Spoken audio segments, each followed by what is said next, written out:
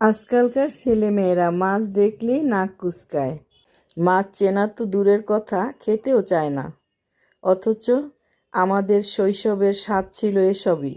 তাই আজ রান্না করলাম ভাটা মাছের দো পেঁয়াজা। টমেটো আর পেঁয়াজের বেরেস্তায় স্বাদটা হয়েছে অসম্ভব স্বাদের।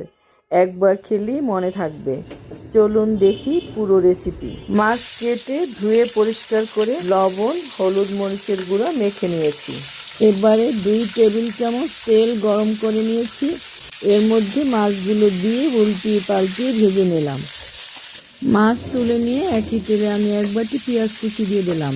পেঁয়াজ ভেজে ব্রাউন কালারের করে নিয়ে এর মধ্যে দিয়ে দিলাম 1 চা চামচ করে পেঁয়াজ, রসুন ও জিরা বাটা, 1 চা চামচ শুকনা মরিচ গুঁড়া, হাফ চা চামচ হলুদের গুঁড়া, 2টি টমেটো, 1 কাপ পানি দিয়ে দিলাম। আবার একটু কষিয়ে নিয়ে মাছ দিয়ে দিলাম। কিছুক্ষণ জাল করে ধনেপাতা ও জিরার গুঁড়া দিয়ে নামিয়ে নেব। রান্না শেষ হয়ে গেল।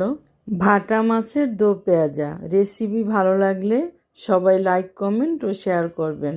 সবাই ভালো থাকবেন। আল্লাহ হাফেজ।